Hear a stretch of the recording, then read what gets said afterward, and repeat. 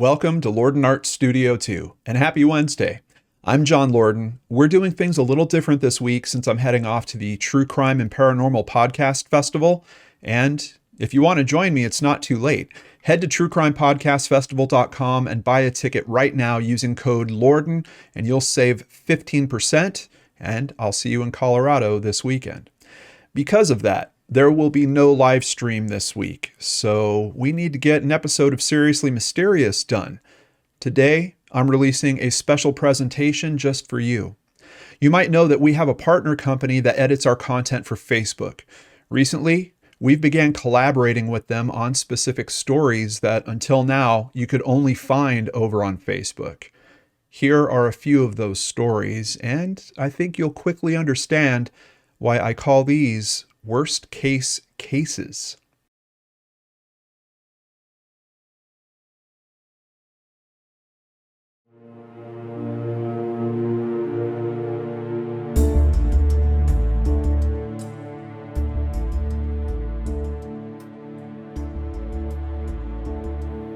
This week on Seriously Mysterious, we have two separate cases where someone tried to pull off the perfect murder. And thankfully, the same critical error would put both of these murderers behind bars. What was that error?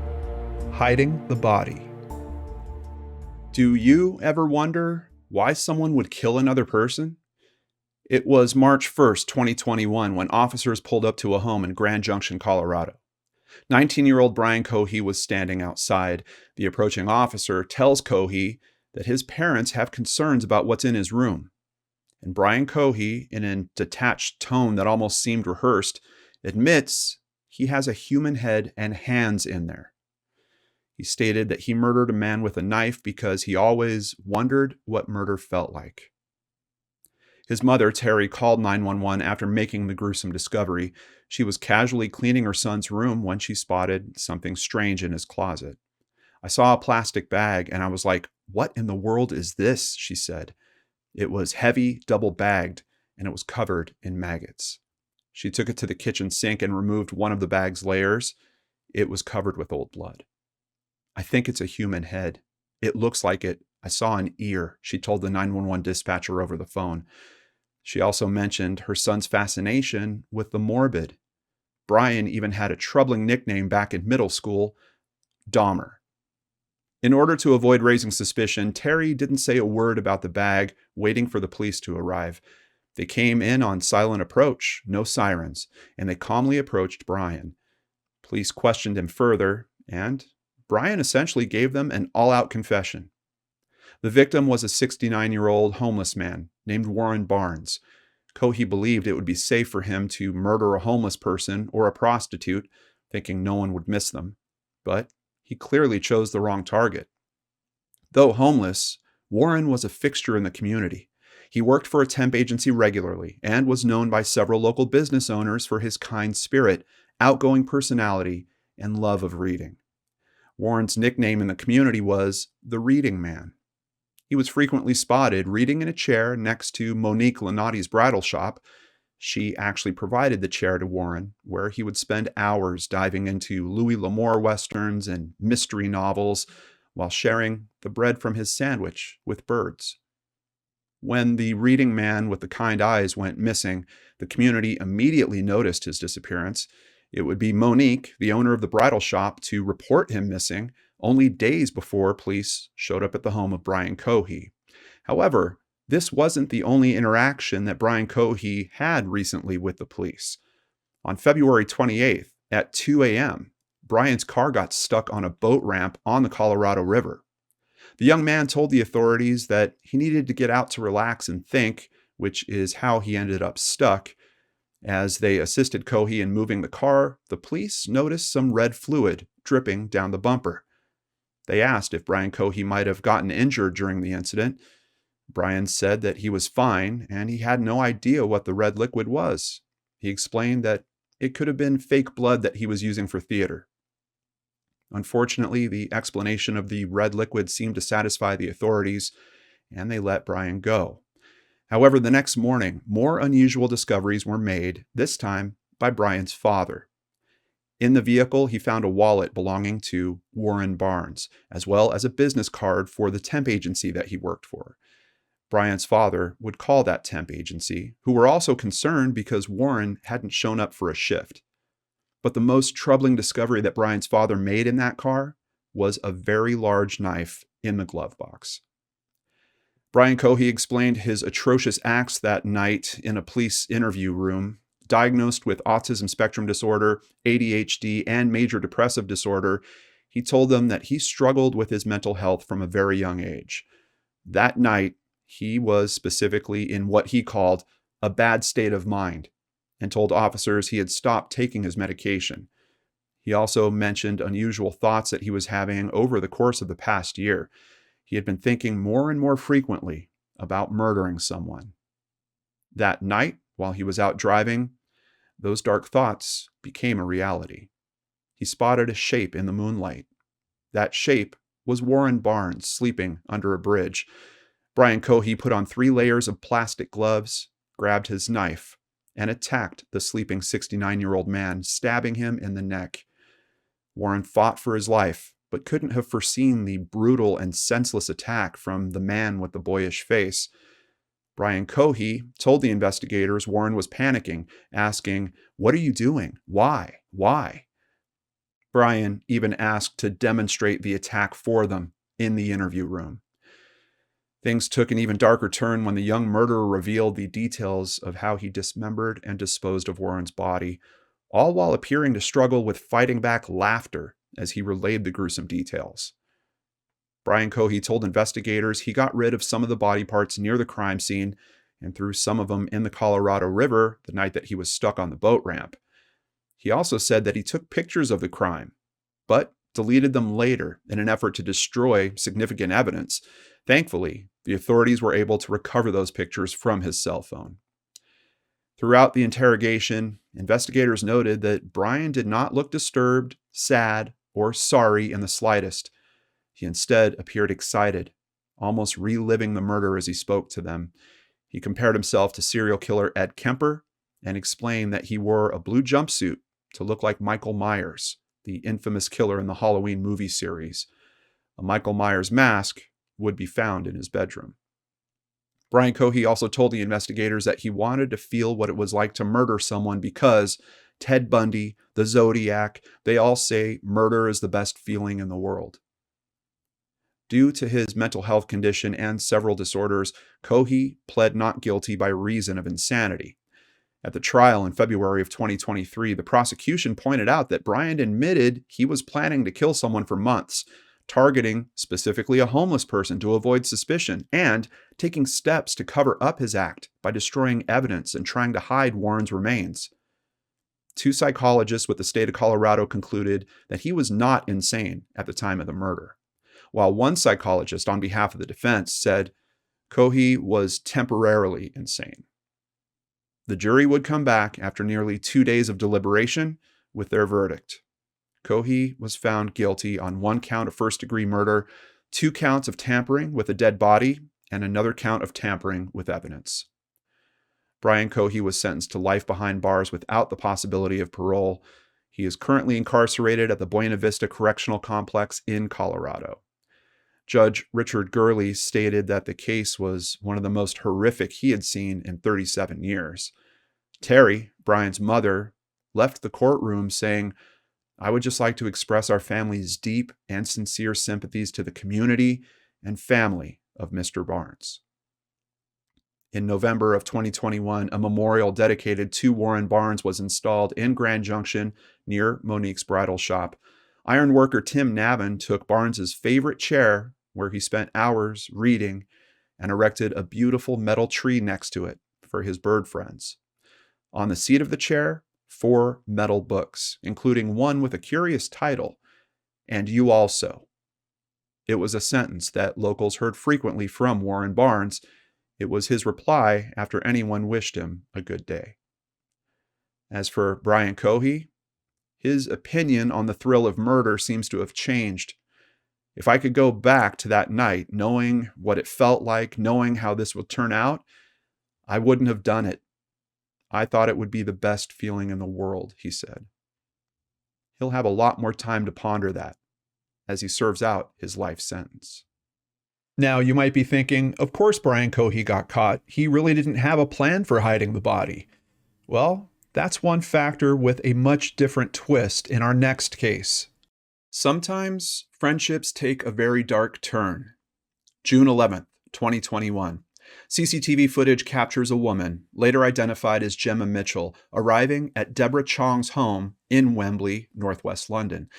Gemma is carrying a large blue suitcase. 5 hours later, Gemma Mitchell is seen again leaving Chong's property with the same blue suitcase, but something has changed. It seems bulkier and heavier than it was before. It hadn't been discovered yet, but that summer, the quiet streets of Wembley were the scene of a horrendous crime. A headless body would be found by a tourist in a woodland area of Salcombe, Devon. The skull was discovered later during a police search about 33 feet away from the body. The victim of this brutal and calculated murder was identified as Mi Quen Chong, known as Deborah Chong, the same 67-year-old woman from Wembley. What happened to her? And how did her body wind up 200 miles away from her home? Chong was originally from Kuala Lumpur, Malaysia, and had lived in London for 30 years. People referred to her as a generous woman with a sweet, almost childlike personality, but there was another side to Deborah. She was being treated for paranoid schizophrenia, and after her husband passed away, her condition seemed to get worse. It's said that she thought Prince Charles was speaking to her through YouTube videos, and she would tell friends that she was preparing for their wedding. Deborah met Gemma Mitchell at church in August of 2020. Both were known as devout Christians and quickly became friends. The relationship was very special to Deborah. She actually thought that her new friend Gemma was helping to cure her mental health challenges through spiritual healing. Gemma Mitchell was born and raised in Australia before moving to the UK with her mother and sister. She studied human sciences while in university, and it's said that she excelled in one particular subject, anatomy. She learned all about the human body, including how to dissect it.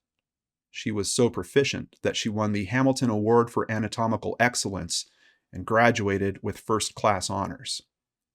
In 2015, Gemma Mitchell moved in with her mother and sister in their family home in Willesden, London, a home which was worth about £4 million sterling, more than $5 million American dollars. But despite its high valuation, the house just wasn't in very good condition. Mitchell and her mother decided to make some improvements to their family property, but they were scammed by two builders that they hired.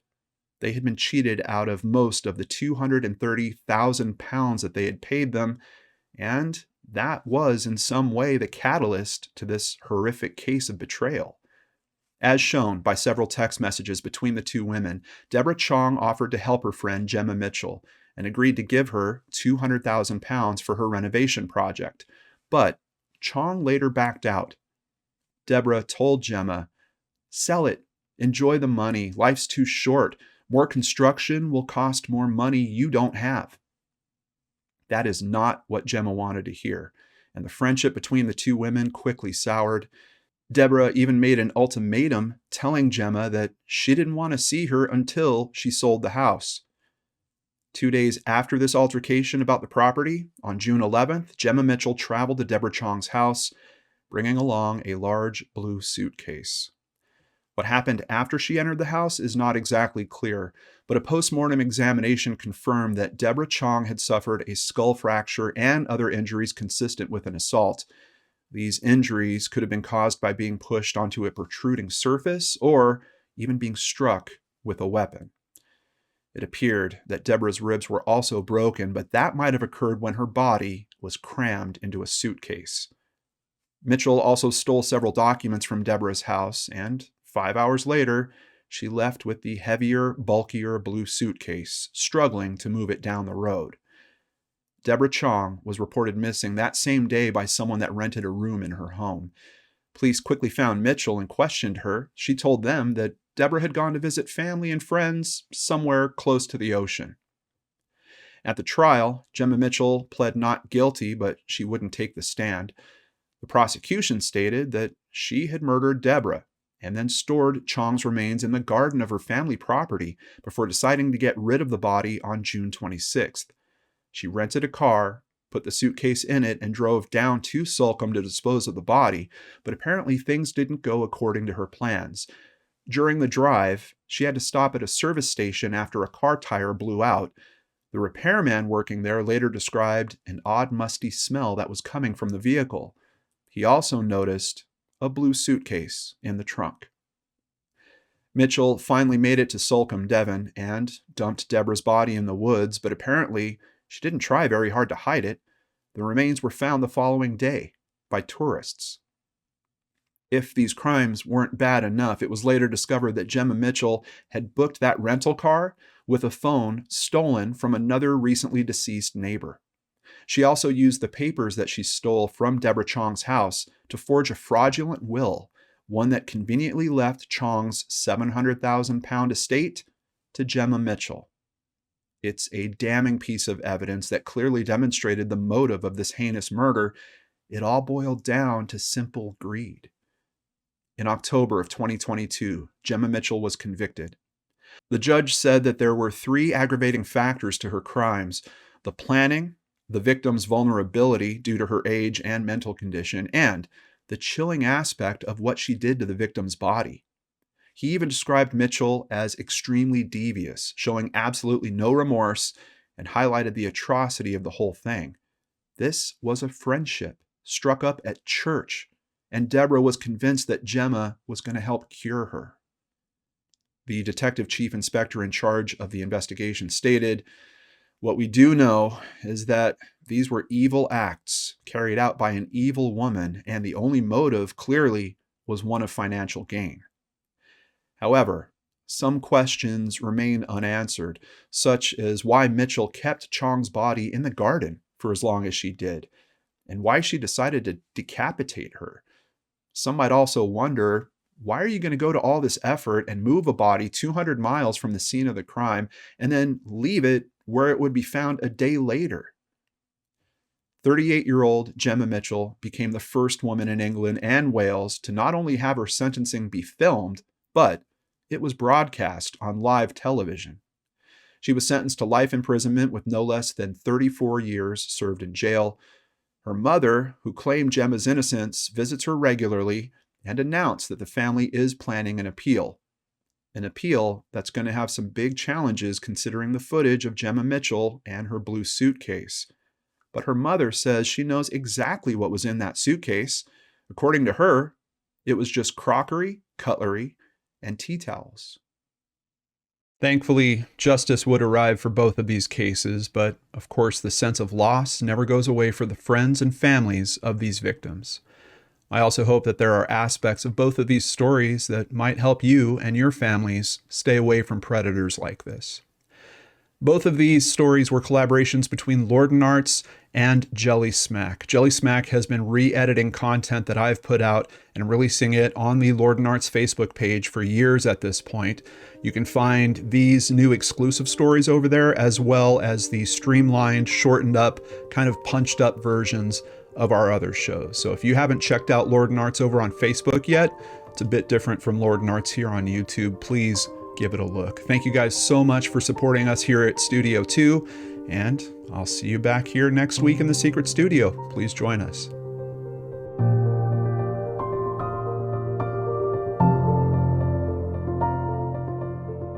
If you're enjoying this show, please check out Seriously Mysterious, the podcast. We have over 150 episodes waiting for you.